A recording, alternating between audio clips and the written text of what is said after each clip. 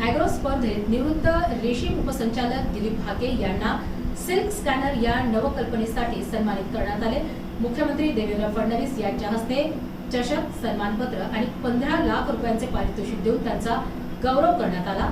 कृत्रिम बुद्धिमत्ता, स्पेक्ट्रोमिती संवेदक आणि इंटरनेट ऑफ थिंग्स तंत्रज्ञानाच्या सहाय्याने तयार केलेले हे उपकरण रेशीम कोशांची गुणवत्ता अचूक तपासते।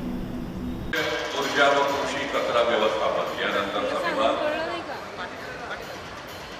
अक्षय ऊर्जा व कृषी कचरा व्यवस्थापन विजेते आहेत प्रोटोफीड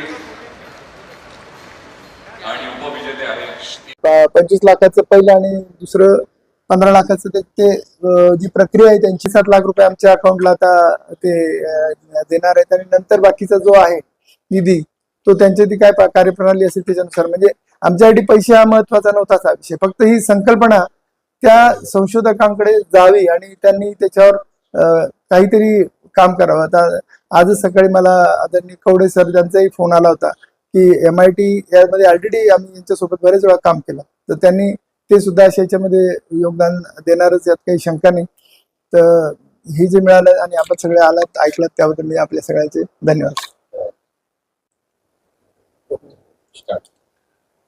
महाराष्ट्रामध्ये ही जी पुणे ॲग्री हॅकाथॉन ही स्पर्धा मागच्या वर्षीपासून सुरू झालेली आहे। हे दुसरं वर्ष आहे आणि त्याचं रितसर पब्लिकेशन झालं होतं की सहभाग व्हावा म्हणून, आणि त्यानुसार आम्ही ज्या ज्या त्यांच्या टर्म्स अँड कंडिशन त्यानुसार सहभागी झालो। त्यात जवळजवळ 1270 अर्ज आले होते, त्यापैकी प्रत्येक सेक्शनमध्ये 15 लोकांची निवड झाली आणि त्या 15ना शासनाने पुण्याला बोलवलं होतं। जे 15 म्हणजे मार्केटिंग सेक्शन मध्ये 550 अर्ज होते, त्यातले फक्त 15 निवडले गेले, ते तज्ञ लोकांनीच निवडले आणि त्यांना पुणे इथं बोलवलं। त्या पुणे त्या स्पर्धेमध्ये त्यांनी त्यांचे प्रत्येकाने आपले प्रकल्प ठेवले।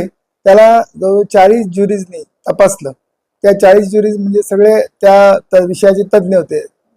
प्रत्येक विद्यापीठाचे 4ही विद्यापीठाचे कुलगुरू, त्यांचे हेड ऑफ द डिपार्टमेंट आणि त्या सेक्शनचे महाराष्ट्रातील तज्ञ, तसेच प्रशासनामधील मोठमोठे वरिष्ठ चांगले अनुभवी अधिकारी, या सगळ्यांचा ती ज्युरी होती। त्या ज्युरींनी ते सगळे तपासलं। तिथं तर मी माझं नावही असं, मी रेशीम उपसंचालक म्हणून असा काही उल्लेखही केला नाही।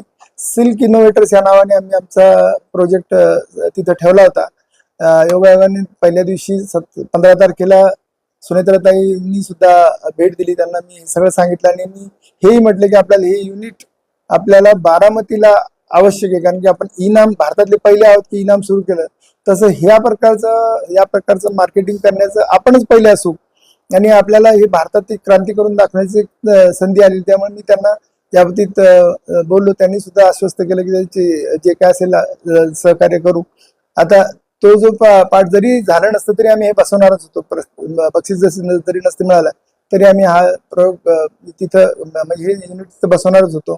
या सगळ्या स्पर्धेमध्ये पहिल्या दिवशी सगळ्या ज्युरीजनी 2 टीम असतात ज्युरीच्या, पहिल्या ज्युरीनी तपासलं, त्या ज्युरीनी तपासल्यानंतर त्यांचा रिपोर्ट देऊन दुसऱ्या दिवशी सुपर ज्युरी की त्यांची हेड की त्यांनी जे सिलेक्टेड पहिले 15 पैकी 5 निवडले, त्यापैकी सुपर ज्युरीनी परत त्या 5 पैकी 2 निवडले। पहिल्या याला 25 लाखाचं बक्षीस होतं आणि दुसऱ्या याला 15 लाखाचं। तर ती सगळी प्रक्रिया एवढी पारदर्शक आणि इतकी हे होती की तिथं कुणालाही कशाही प्रकारचा म्हणजे संबंधच नव्हता कोणाचा। आणि मला योगायोगानं ते जेव्हा हे मिळालं, बक्षीस मिळालं, तर मला वाटलं की खरंच आपण जे शेतकऱ्यासाठी केलंय म्हणून ते मिळालं आणि तो प्रकल्पच तसा होता की शेतकऱ्यांसाठी, समाजासाठी उपयोगी अशी काहीतरी टेक्नॉलॉजी असावी की जी आयडिया ट्रान्सफॉर्मेशन करू शकेल, आणि ही आयडिया त्यांना पटली आणि ज्युरींनी मला बरेच प्रश्न विचारले। त्या प्रश्नाचे मी त्यांना चांगल्या प्रकारे उत्तर दिले आणि त्यांनी हे असं ऍक्च्युली ही स्पर्धा कलेक्टर साहेब जे आहेत त्यांच्या DPTC इथून आदरणीय अजितदादांनी ही संकल्पना मांडली होती। तिथं हे जाहीर करण्यात आले की पुढच्या वर्षी अजितदादांच्या नावाने मोठा अवॉर्ड दिला जाईल की या सगळ्या याच्यामध्ये जे उत्कृष्ट असेल त्याला 50 लाखाचा अवॉर्ड कदाचित देतील, ते असं त्यांनी जाहीर केलं। आदरणीय मुख्यमंत्री महोदयांनी हेही जाहीर केलं की मला हे पाहता आलं नाही. याच्यात ते जे आहे पुढच्या वर्षी मला फक्त पाहण्यासाठी एक संधी द्या आणि नंतर वेगळं समारंभ बक्षीस समारंभ वेगळ्या वेळेस ठेवा. म्हणजे आदरणीय मुख्यमंत्री महोदय सुद्धा या गोष्टीला हे होते की इम्प्रेस होते की हे सगळे एवढे चांगले संशोधन मला जर पाहता आले तर अजून बरं होईल. तर हे याचं स्वरूप होतं सत्काराचा म्हणून